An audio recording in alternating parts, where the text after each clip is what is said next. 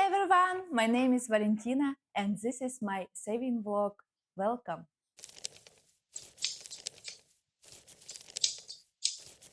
Today I'm continuing to make a denim outfit inspired by pictures I found on Pinterest. I've already finished the top part. You can watch that in my previous video. It's in Turkish, but I added subtitles. Starting from this video, I'll be filming in English. I really hope it goes well. My English isn't perfect yet, but I'll try my best to speak clearly and confidently. I'll be using the same fabric, needles and thread as I did for the top. I also bought a press for denim buttons and rivets, and of course the button and rivets themselves. All the shops and websites I used are located in Turkey. Denim fabric from Kumaşzade, pocket lining and bias tape fabric Yeşim Kumaş, press machine 32 zipper rivets and buttons from Terziye Dair. Threads ordered from Trendyol. All the links in the video description. At the end of the video, I'll tell you how many days it took to sew the jeans, how much I spent and whether it was worth it. Don't forget to subscribe, like the video and click the bell. I have even more exciting projects coming soon. Will I be able to sew the jeans all by myself? Let's find out together. I'll be drafting the jeans using my favorite method, the one I learned back in fashion and pattern making school. My first degree is in engineering, so I really enjoy structured and logical planning. It actually helps a lot when working with patterns. On the website, these jeans described as a slouchy fit, which happens to be my favorite style. To better understand the construction, I gathered all my jeans and one pair of denim shorts to compare the shapes and fits. Here's how I'm approaching the pattern drafting. First, I sketch waistband approximately 4 centimeters wide. Then I shift those 4 centimeters from the front to the back pattern piece. I separate the yoke from the back. I add volume along the hip line and below to create a relaxing silhouette. Since slouchy jeans usually taper slightly at the hem, I'm keeping that narrowing for now. I might make adjustment during the digital pattern development. I'll be drafting the pattern in cloth 3D, which will help me fine-tune the fit and visualize to final look.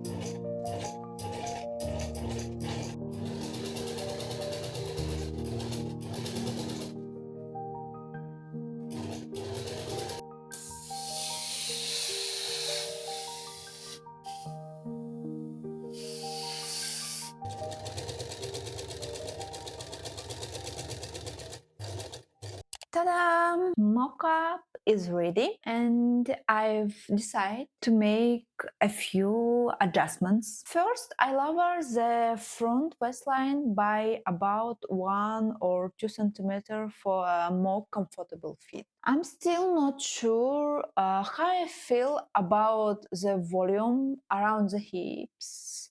I'll observe the silhouette a bit more. If needed, I might add about 1 centimeter of easy at the hips, waist, and along the inseam. I'm also planning to drop the bottom edge of the back yoke by 1 centimeter to create a more balanced look. Once I make this change, I'll update the pattern and move on to cutting the main fabric.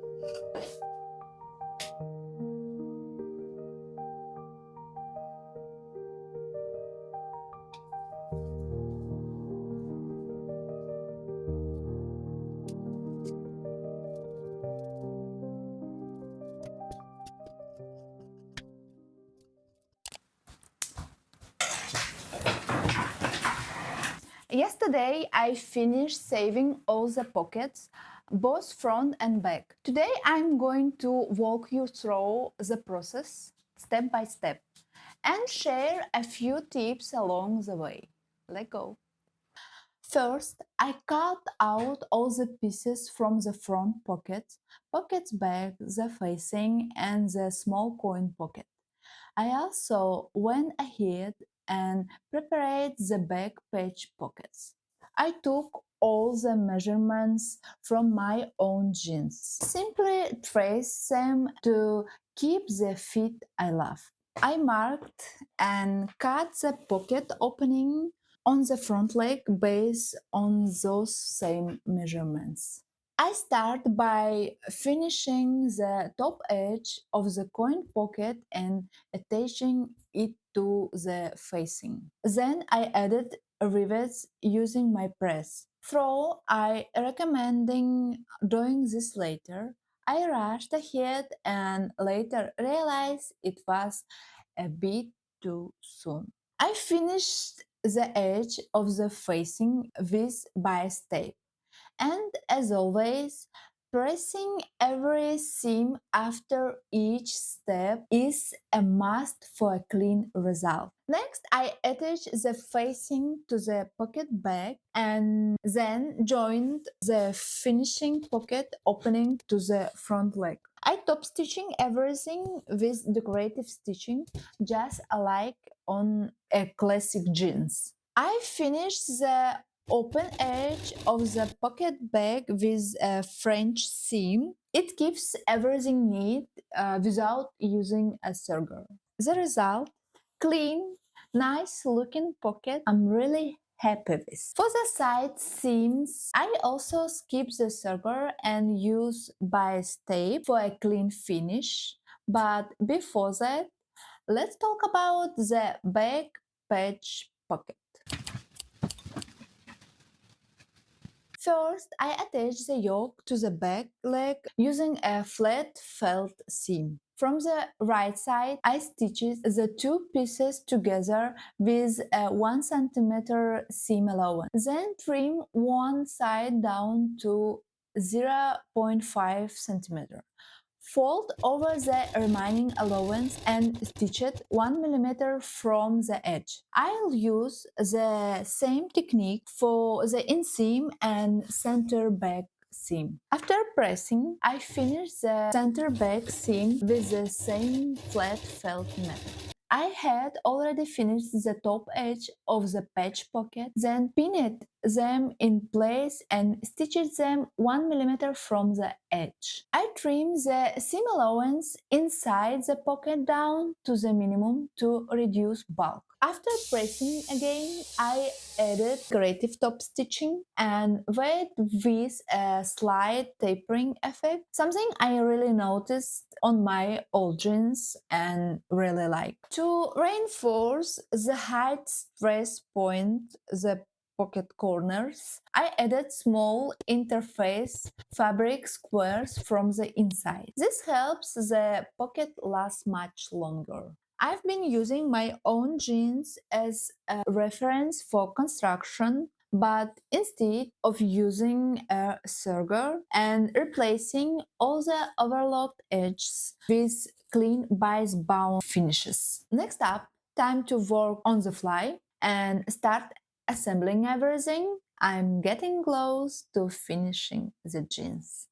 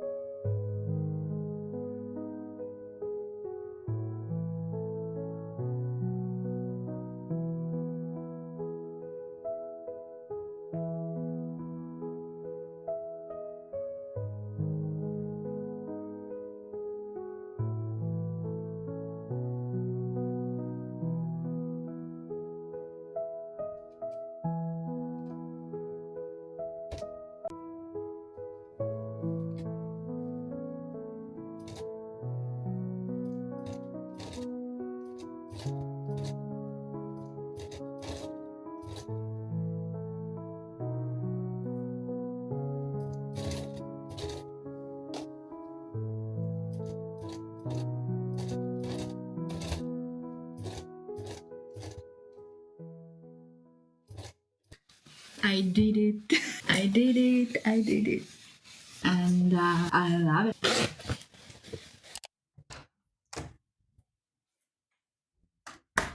My husband got back from vacation yesterday, so I'm finishing up the flight today. Just need to mark a few points here and here, and it's done.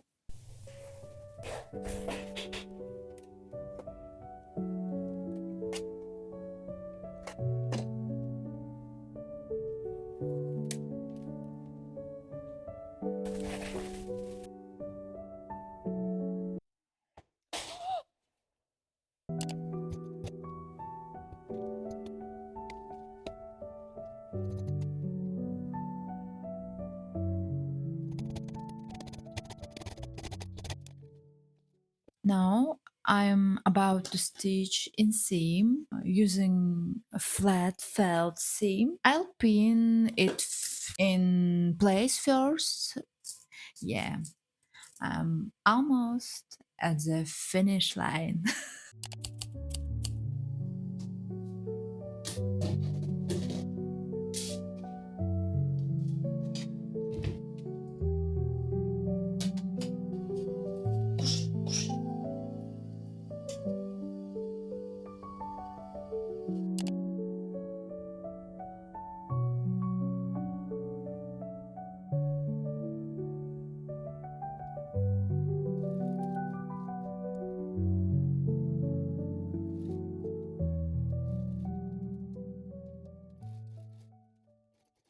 I messed up and stitched it on the wrong side. Supposed to be on the outside. Oh well, I'll read it.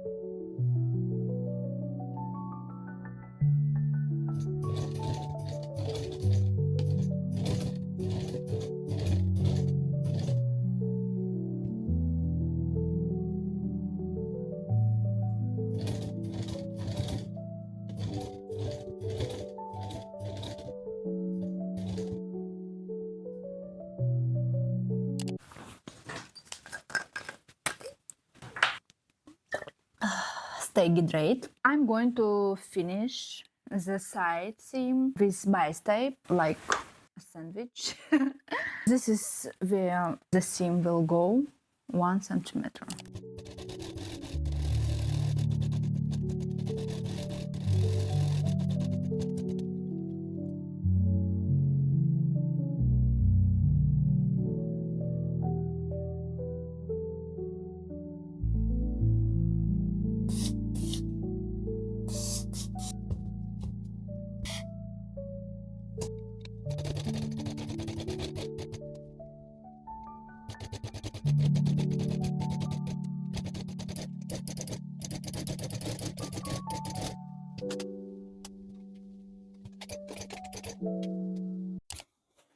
Ta-da!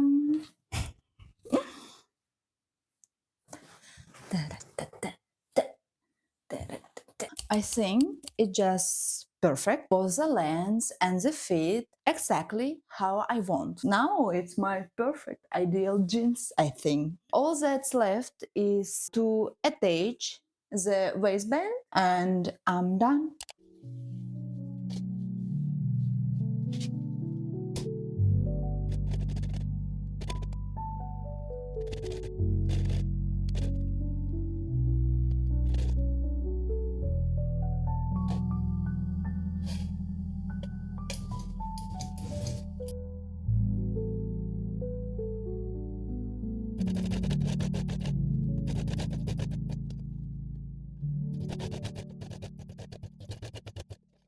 I was so afraid something would go wrong at the last moment, and here it is. I cut the waistband wrong, and now it doesn't sit right at the waist. I have to recut it and sew it all over again.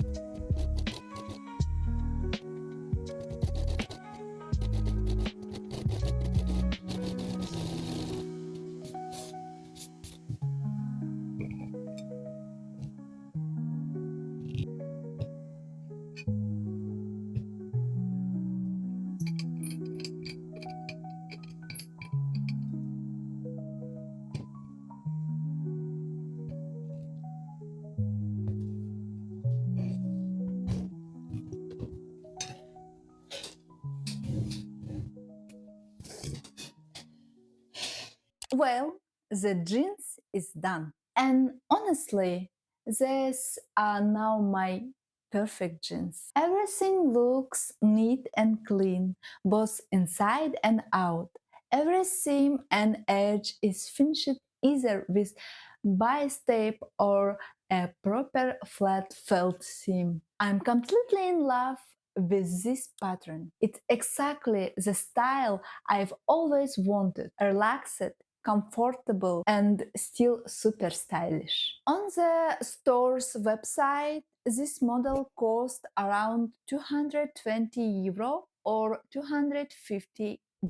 But how much did mine cost? Let's break it down.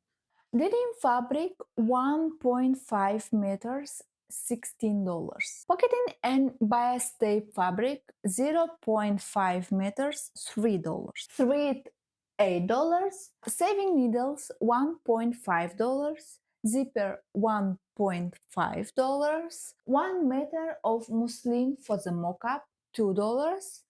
And shipping $4. Pattern made it myself, which is, as they say, priceless. The whole process took about 9 days.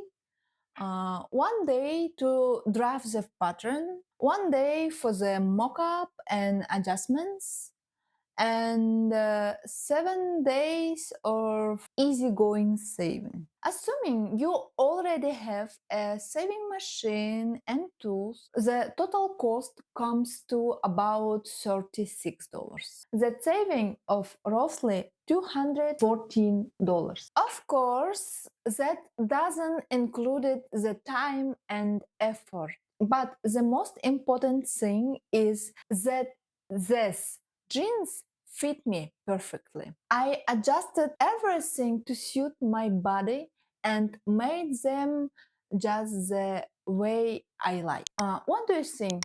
Is it better to sew your own or buy ready-made? Let me know in the comment. I'd love to hear your thoughts. Don't forget to subscribe, like, and hit the bell. There's lots more fun content coming soon. Right after this, there will be a mini clip showing of my full denim look. The top from my last video and these jeans. See you soon. Bye bye.